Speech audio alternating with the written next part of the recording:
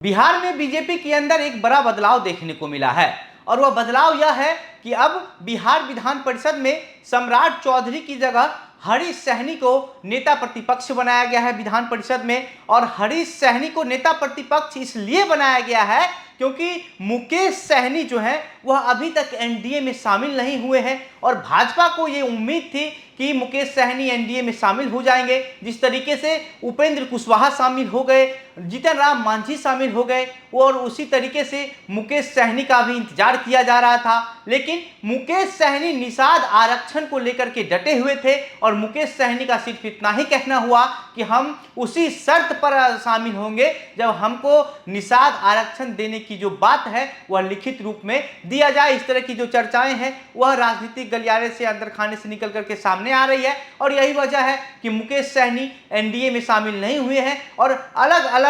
जिलों अलग अलग राज्यों में जाकर के निषाद समाज को आरक्षण दिलाने के लिए बात कर रहे हैं और अपने समाज को एकजुट करने की कोशिश कर रहे हैं। अब समझिए कि मुकेश सहनी के भाजपा में एनडीए में नहीं आने के बाद से जो है वह हरीश सहनी को यानी कि निषाद समाज के ही नेता को बिहार विधान परिषद में नेता प्रतिपक्ष बना दिया गया है और इससे सम्राट चौधरी के जगह पर जो है वह हरीश सहनी को इसलिए बैठाया गया है कि अब जो सहनी समाज का वोटर है वह भाजपा की तरफ भी एक बार मुड़ करके देखना शुरू कर देगा। जो हरीश सहनी है वह 2005 में भी विधानसभा चुनाव लड़ चुके हैं। इसके बाद 2020 में केवटी विधानसभा से जो है वह उनको टिकट देने की बात हुई थी, लेकिन बाद में किसी कारण से उनका टिकट कट गया था और दरभंगा जिला के रहने वाले हैं। दरभंगा जिला के बीजेपी के जिला अध्यक्ष भी रह चुके हैं और 2022 में हरीश सहनी एमएलसी बने और एमएलसी बनने के बाद अब हरीश सहनी को जो है वह बिहार विधान परिषद में नेता प्रतिपक्ष बना दिया गया है।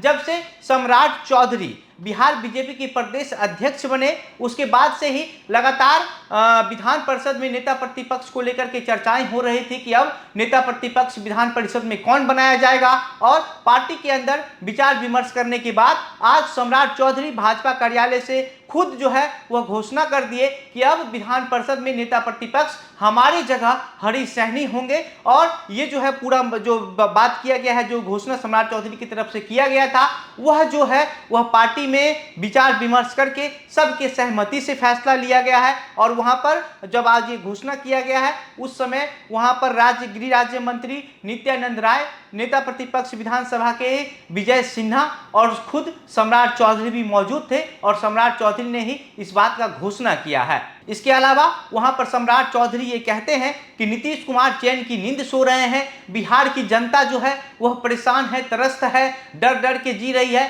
लेकिन नीतीश कुमार को बिहार की जनता की कोई फिक्र नहीं है और हर रोज जो है हत्याएं हो रही है, लूट हो रहा है, लेकिन नीतीश कुमार और तेजस्वी यादव जानबूझ करके मिल करके बिहार को बर्बाद करने में लग गए हैं। इसके बाद जो हरीश सहनी है जिनको विधान परिषद में नेता प्रतिपक्ष बनाया गया है, उनका भी जो है वहां पर भी वह भी सभा को संबोधित कर रहे थे और वहां पर वो मीडिया को संबोधित करते हुए कहते हैं कि नीतीश कुमार जब पहली बार मुख्यमंत्री बने थे तो जनता है जो है बिहार की वो कह रही थी वाह कितना अच्छा नेता जो है वो मुख्यमंत्री बन गया है, नीतीश कुमार बिहार को बदल रहे हैं। लेकिन वही जनता अब कहती है कि नीतीश कुमार पलटू राम हो गए हैं, नीतीश कुमार के पास कोई विजन नहीं है और नीतीश कुमार के पास बिहार को आगे बढ़ाने का कोई आइडिया नहीं बचा हुआ है जिसके नीतीश कुमार बिहार को आगे बढ़ाए। इसी सब चीज़ों को लेकर के जो है नीतीश कुमार पर लगातार इन सब कारणों से हमला बोला गया है। जिस तरीके से बिहार में जो हत्याएं हो रही है, पत्रकार अररिया में विजय यादव दैनिक जागरण के पत्रकार थे, उनकी हत्या होती है। इसके बाद समस्तीपुर में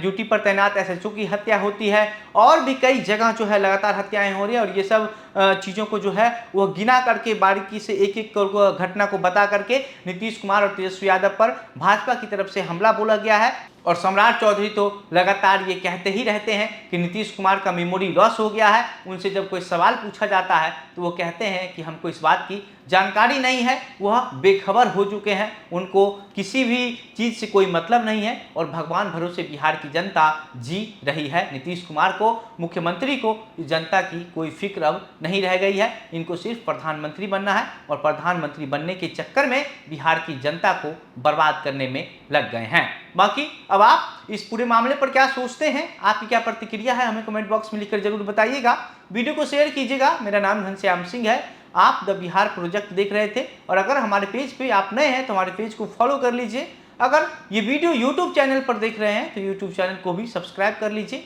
बहुत बहुत धन्यवाद।